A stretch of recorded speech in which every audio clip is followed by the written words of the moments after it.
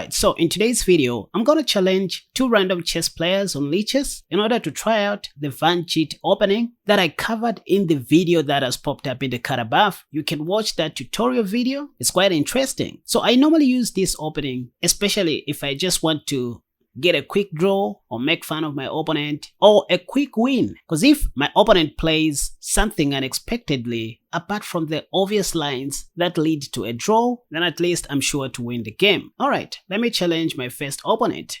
Okay, so here is my plan. I'm planning to start with knight c3, and after d5, which is what they all do, I'll go pawn to a4, and after d4 I'll play knight e5. So there's a line that I want to play where we claim for a draw as quickly as possible. So I'm playing against a 21-11 rated chess player. So let me go knight to c3, d5 just like I anticipated, a4, oh now c6.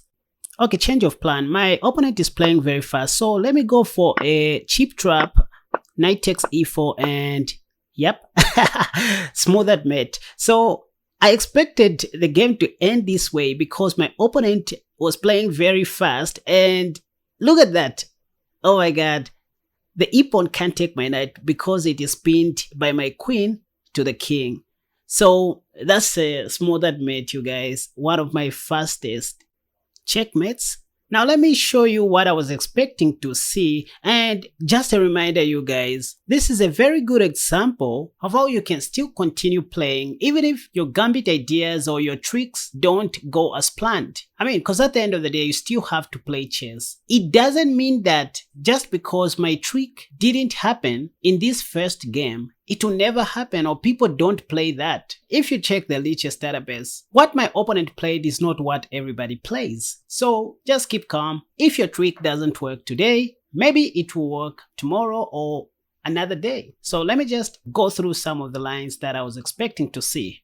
So after I played knight c3, d5 by black, and pawn to a4, what people play is pawn to d4. If you check the Masters database or the Lichess database, after which we go knight e4. Okay, so the idea is that if they play e5, now we play pawn to e3. And one of the moves that you're going to see is pawn to f5 by black, attacking your knight, after which you just ignore that and take on d4 with your e-pawn. And if they take your free knight, which is what most of the people do, now you go queen h5 check, and from here the game is a draw. Unless black just wants to give up some material to give us back our advantage. But the whole idea is that we're just going to be moving our queen in these second squares. If you want to know more about this trick or the opening in discussion, you can check the video which is already in the card above or somewhere in the description down below or in the comment section. Alright, let me challenge another opponent and see how this is going to go. Again, I do not only expect to see my expectations to come true, but I'm still prepared for anything that my opponent is going to play. Okay, so now I'm playing against a 23-42 rated player, knight c3. Oh, so they didn't even play d5 this time, but some kind of a closed Sicilian, knight c6. So c5, let me go pawn to b3 and then bishop b2 here. That's the idea. So we both fianchetto our bishops, and maybe bishop b5 to get rid of the knight on c6 first. I like doing this just to mess up my opponent's pawn structure on the queen side, and then pawn to f4. Okay, d5 by black. Let me just close the position with e5. Yep. So rook b1. My opponent is playing very fast and his moves are not making that sense. So b4, I guess I just need to play knight to f3. Because if pawn takes, I'm gonna take with my a pawn. So let me go knight a3. Sorry, knight f3. If cb, I'm going to play ab. Yep. So next, I have knight c5, but maybe let me go pawn to h4 and h5 coming, just trying to destroy his king side. Next, I'll play h5. Okay, so h5 by black. Now I should go knight c5, because that's where my knight is supposed to be. So queen b6 invites bishop d4. So this is what I was talking about. My opponent is playing very fast and he's giving me more time to come up with some great initiatives. So this bishop is indirectly attacking the queen. Okay, now I can no longer scare the queen, but can I sack on a7 and still continue with my plan? Let's say rook takes a7 and then knight takes e6 followed by pawn to e6. Yeah, I think rook takes a7 is the way to go. Yep. Yeah, so I just sacrificed my rook attacking the queen. If queen takes, I have knight takes e6 threatening to take the bishop and also attacking the queen on a7. I have a bishop on d4 and also pawn to e6.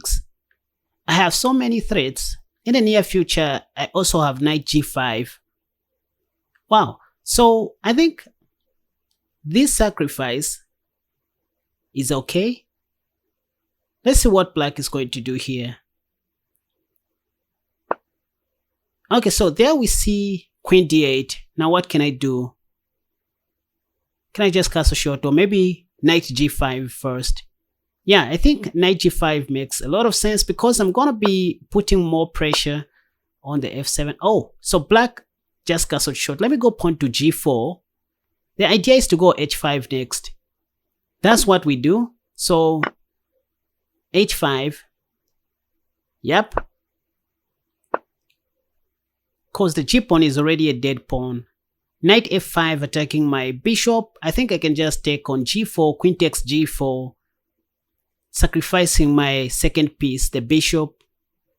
And because I have something better happening on the king side, maybe I'll end up winning. Yep. So if knight takes my bishop, I'll play h takes g6 and then queen h3, mate on h7. I also have rook takes on f7 in some variations.